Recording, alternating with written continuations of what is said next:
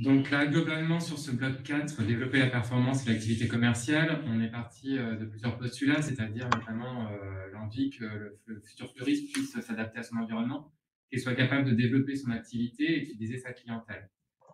Pour atteindre donc, ces trois objectifs, qui partaient du postulat que la concurrence était de plus en plus accrue, que de nouveaux concepts aussi émergeaient, que les tendances évoluaient assez rapidement, et donc de ce fait que la clientèle changeait aussi d'attitude et de comportement. Trois compétences ont été développées. Dans un premier temps, valoriser l'offre, manager la relation client et développer une stratégie commerciale. Donc ces trois compétences font complètement écho les unes aux autres. Et dans la démarche pédagogique, effectivement, il faut, comme on l'a dit, contextualiser pour l'apprenant la situation afin de lui proposer des missions qui vont permettre de s'ancrer sur ces différentes compétences.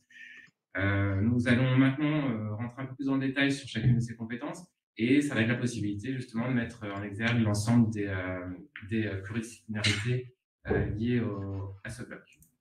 Donc, concernant la première compétence, valoriser l'offre, 4 axes ont été développés. Le premier correspond à l'aménagement de l'espace commercial. Donc, cet espace commercial qui va donner une image particulière à l'enseigne et donc qui va permettre notamment de se différencier de la concurrence, de se démarquer. Donc, cet aménagement doit permettre d'être lisible pour le client et surtout attractif. Il doit être aussi fonctionnel et adapté à la réglementation.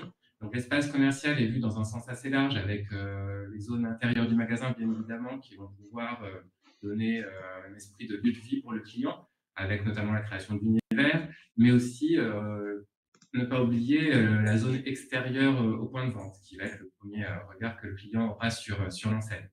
Donc, l'implantation des produits à l'intérieur du point de vente, là, ça va être une valorisation de l'ensemble de l'offre, donc les végétaux, bien évidemment, mais aussi l'ensemble des produits assimilés et qui vont être vendus en même temps que le produit base souhaité par le client, mais aussi la mise en avant des différents services.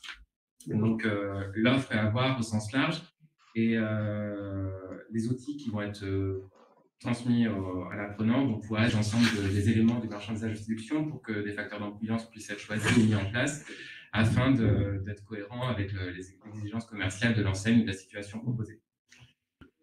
Concernant la mise en place des actions commerciales, donc là l'objectif c'est que pour rendre l'enseigne dynamique, c'est que l'apprenant puisse justement faire des propositions et mettre en place surtout des actions commerciales, donc prendre en compte les fêtes et les événements commerciaux existants. La création de partenariats, par exemple, qui va permettre d'être plus sur le côté local, donc prendre en compte les partenaires qu'il peut y avoir autour de l'entreprise.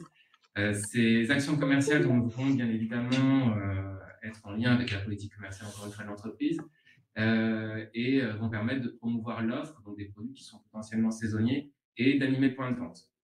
Sur la dernière compétence qui est en lien avec la valorisation de l'offre, on va retrouver la mise en place de la communication commerciale, donc qui va intervenir notamment lors de ces actions commerciales. Donc une communication qui va être en interne, notamment avec un ensemble de signalétiques qui vont devoir être créés, mais aussi en externe. Là, on va retrouver toute la partie numérique sur lesquelles la communication pourra être digitalisée. Je pense aussi aux actions commerciales qui vont pouvoir être communiquées par le biais des réseaux sociaux, sur le site internet dont disposera la structure ou l'entreprise. Et ça va permettre de s'adapter aux nouveaux modes de communication exploités. Donc, allez. Donc là, on se rend compte que les transversalités vont être assez nombreuses. Je pense que tu voulais intervenir sur la répliquer. Oui, bah justement, merci Cédric. Là, même si c'est pas dit ni mis en valeur, là, les formateurs à répliquer et les collègues inspecteurs d'art appliqué seront d'accord pour exprimer juste une petite précision, c'est que là aussi on a des contenus à appliquer dans cette présentation. Hein. On voit bien que, tu l'as dit Cédric, hein, c'est très transversal, hein, parce que tout ce qui est zone intérieure-extérieure, on est dans le design d'espace, on est dans la communication visuelle, on est dans les outils numériques, et c'est complètement transversal. Voilà, je voulais juste appuyer là-dessus. Oui, donc effectivement, une pluridisciplinarité avec les métiers d'art, notamment liée à la charte graphique, à la conception des supports dont on parlait. Donc, il va falloir sensibiliser impérativement les apprenants aux logiciels et aux applications nouvelles qui existent pour qu'ils puissent notamment reproduire en entreprise. Donc là, on va aussi trouver des transversalités liées à la réglementation, donc tout ce qui est notions économiques et juridiques, notamment par rapport à l'aménagement, mais étant donné qu'on est sur des végétaux, la connaissance des végétaux va être essentielle pour que cet aménagement puisse être adapté aussi aux produits vivants qui sont vendus en entreprise.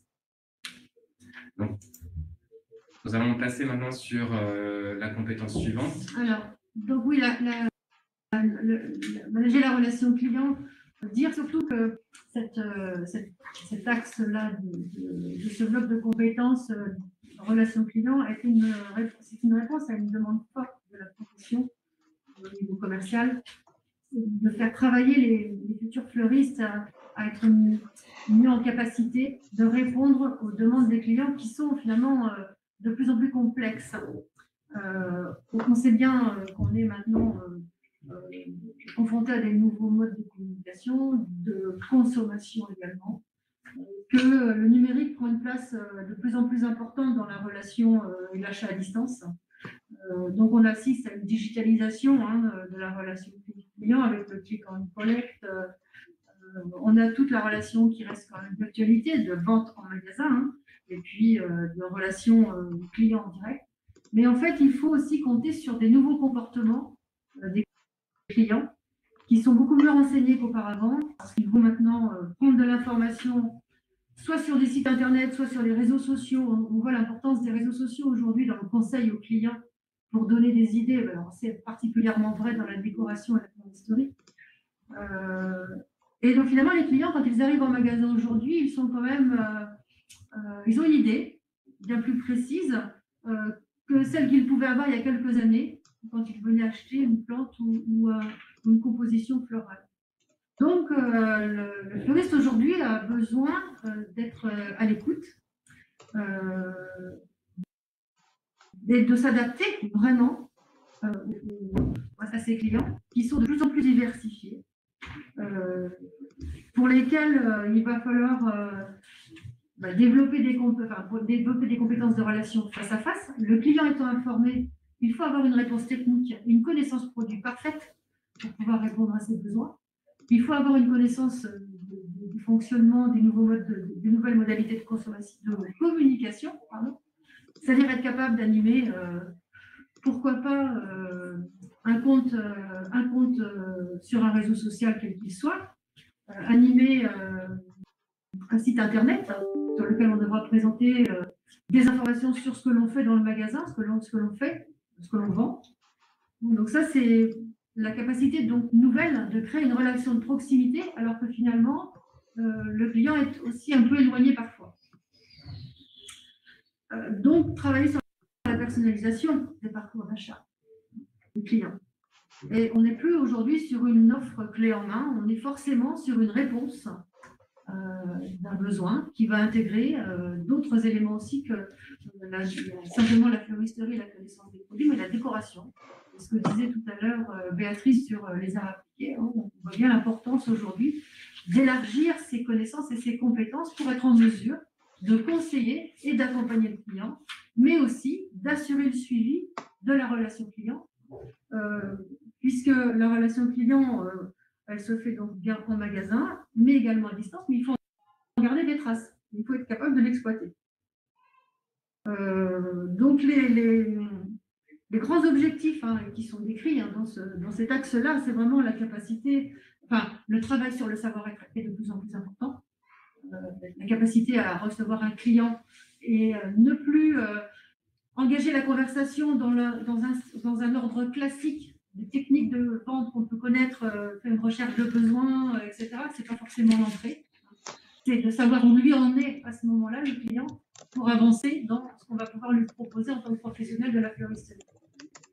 Donc, pour le vendeur à niveau bébé, d'être beaucoup plus autonome, d'être en capacité de s'adapter systématiquement. Et je le disais tout à l'heure, de développer parallèlement à ça une culture numérique. D'où l'importance de travailler sur la digitalisation de la relation client, quelles que soient les modalités, sans que ce soit... c'est présent, c'est pas présent partout à la même heure, ça va dépendre aussi du lieu de formation, mais c'est quand même une tendance sur laquelle on ne peut pas ne pas s'arrêter. Voilà. Donc, conseiller le client, c'est quelque chose qui devient quand même de plus en plus complexe et de plus en plus technique. Il faut s'adapter au client, qui lui-même est de plus en plus autonome dans ses achats. Il s'informe beaucoup. Donc, on doit vraiment travailler en formation. Deux axes, la relation client, la connaissance produit, et puis les nouveaux usages du numérique dans le métier de vendeur aujourd'hui, vendeur notamment en floristerie. Voilà. Je pense que j'ai à peu près tout dit. Je vais laisser la suite à Cédric.